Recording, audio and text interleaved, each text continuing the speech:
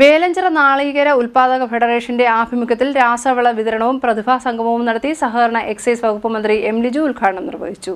വേലഞ്ചിറ നാളികേര ഉൽപാദക ഫെഡറേഷന്റെ ആഭിമുഖ്യത്തിൽ രാസവള വിതരണ ഉദ്ഘാടനവും പ്രതിഭാ സംഗമവും സംഘടിപ്പിച്ചു. സഹകരണ എക്സൈസ് മന്ത്രി എം ലിജു ഉദ്ഘാടനം നിർവഹിച്ചു.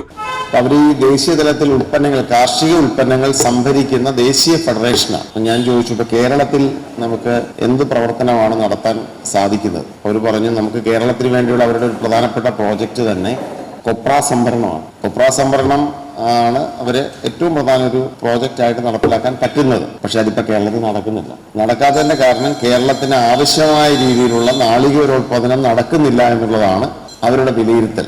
നമ്മളെക്കാൾ കൂടുതൽ വളരെയധികം ഉൽപാദനക്ഷമത തമിഴ്നാടും ഇപ്പോൾ ആന്ധ്രാപ്രദേശും മറ്റ് സംസ്ഥാനങ്ങൾ ഉൾപ്പെടെ തെങ്ങിന്റെ എണ്ണത്തിന്റെ കാര്യത്തിലും ഉൽപാദനക്ഷമതയുടെ കാര്യത്തിലും വളരെയധികം മുന്നോട്ട് പോയിരിക്കുകയാണ്. ഇത് നമ്മുടെ പരമ്പരാഗത വ്യവസായങ്ങളെയും വളരെ ദോഷകരമായി ബാധിക്കുന്നുണ്ട്.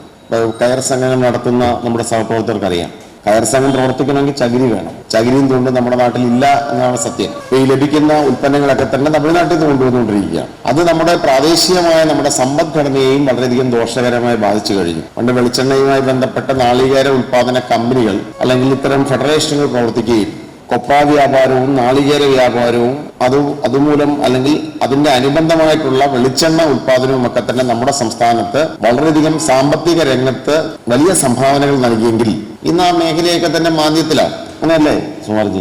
അദ്ദേഹമൊക്കെ തന്നെ ശബരിമലയുമായിട്ടൊക്കെ ബന്ധപ്പെട്ട് നാളികേര വ്യവസായത്തിൽ വലിയ പങ്കുവച്ചിട്ടുള്ള ആളാണ്. അത് 5 സംസ്ഥാനങ്ങളിൽ തന്നെ നിയന്ത്രിച്ച ആളാണ്. പക്ഷേ അദ്ദേഹത്തോട് ചോദിച്ചാൽ നമുക്ക് മനസ്സിലാക്കാൻ സാധിക്കും, കേരളത്തിൽ ആ മേഖല ഇന്ന് വളരെ മാന്ദ്യത്തിലാണ്. അപ്പൊ നമുക്ക് ഈ മേഖലയെ നമുക്ക് ശക്തിപ്പെടുത്തണം. കേരളത്തിലാകമാനം തെങ്ങുകളെ സംബന്ധിക്കുന്ന തെങ്ങുകളുടെ എണ്ണം വർദ്ധിപ്പിക്കണം. തെങ്ങുകളുടെ എണ്ണം വർദ്ധിപ്പിച്ചാൽ മാത്രം പോരാ, അത്യുൽപാദന ശേഷിയുള്ള തെങ്ങുകൾ നമ്മുടെ സംസ്ഥാനത്തുണ്ടാകണം. അതിന് ആവശ്യമായ വളവും മറ്റ് കാര്യങ്ങളും നമുക്ക് നൽകണം. ഒരു വരുമാനമുള്ളൊരു തൊഴിലായിട്ട് ഇത് മാറണം. കാർഷിക വൃത്തി അതിനൊരു വരുമാനമുള്ളൊരു മേഖലയായി മാറണം. അപ്പൊ അതിന് നിരവധി കാര്യങ്ങൾ സർക്കാരിന് ചെയ്യാനുണ്ട്.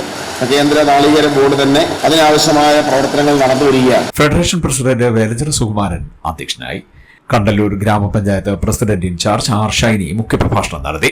ബ്ലോക്ക് പഞ്ചായത്ത് അംഗം രശ്മി ശ്രീനി, ഗ്രാമപഞ്ചായത്ത് അംഗങ്ങളായ advocate Rajagopal, Rashmi RS, CDB charge officer Anusree Anand, Ratheesh Kulakkayil, Fasi Kanamuri, Jayakrishnan R തുടങ്ങിയവർ സംസാരിച്ചു. ചടങ്ങിൽ കർഷകരെയും സൈനികരെയും കലാകായിക പ്രതിഭകളെയും ഗുരുക്കന്മാരെയും മന്ത്രി ആദരിച്ചു.